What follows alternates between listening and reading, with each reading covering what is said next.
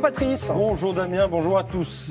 Mystère ce matin ? Oui, l'un des mystères les plus épais de notre temps vient de se dissiper.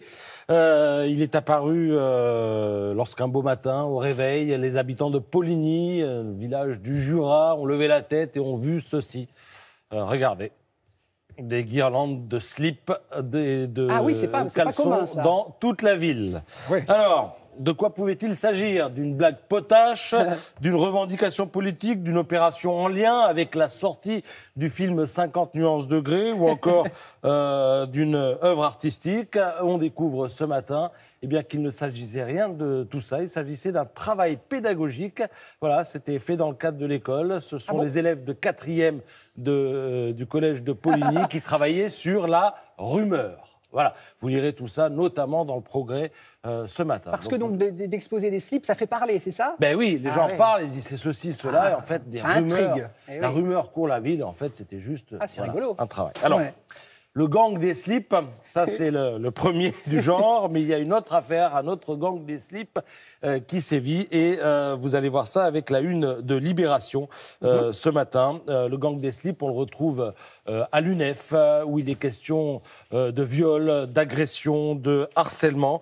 C'est en tout cas ce qui se passait au sein du syndicat étudiant entre 2007 et 2015, si on en croit Libération, qui a recueilli le témoignage de 16 femmes. Alors il y a parmi ces hommes celui qui insiste quand on lui dit non, mais qui réclame une fellation, un dédommagement, parce que ce serait dommage qu'il se soit déplacé pour rien.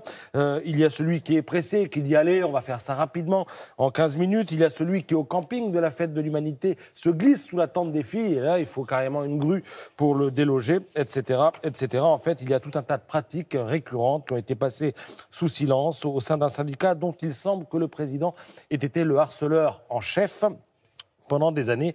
Et du coup, tout le monde se croyait tout permis. Les week-ends régionaux de formation, c'était le supermarché, dit une jeune femme. On sentait la pression pour récupérer les numéros ou les adresses des militantes.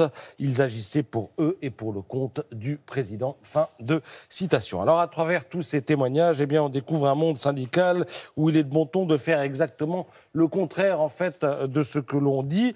Parce qu'à l'UNEF, on s'inscrit depuis toujours dans cette mouvance où il est souvent question de parité, de droits des femmes, de démocratie, de liberté. Et à l'arrivée, on découvre un ramassis de misogynes et de frustrés. Un monde surréaliste dominé par les hommes et par une certaine forme de violence avec un fonctionnement quasi militaire, en tout cas pour ce qui concerne les années 2007 à 2015, à en croire ce matin Libération. Et je voudrais insister quand même sur cette enquête de Libération et les conditions dans lesquelles elle a été réalisée. Parce que figurez-vous, Damien, que le journal consacre un papier à ça, et lorsqu'il a recueilli tous les témoignages, il a essayé de contacter les hommes qui étaient mis en cause par certaines femmes. Et il y en a qui remettaient en cause, évidemment, les accusations. Et puis un jour, le journal a reçu un mail dans lequel l'un de ces hommes contestait certains faits, mais aussi en admettait beaucoup. Et dans le mail, il écrivait ceci. Alors, je vais lire texto. Je viens de me reconnaître comme auteur d'agressions sexuelles. Et encore, vous ne vous appuyez que sur les témoignages que vous avez collectés, dit-il à Libération. Cette situation me hante depuis longtemps. Voilà pourquoi j'ai décidé de mettre un terme à mes jours. Personne d'autre que moi n'est responsable. Alors là, évidemment, tout de suite, au journal, réunion de crise, panique. Est-ce qu'on publie? Est-ce qu'on ne publie pas?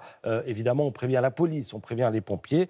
Finalement, l'homme en question a été rattrapé, si je puis dire, par les bretelles. Et Libération a publié son enquête, comme on le voit ce matin.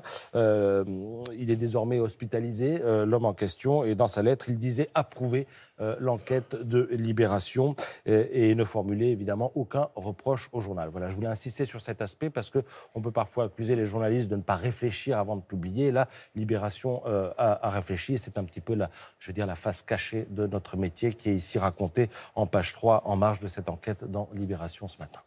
Merci beaucoup, Patrice.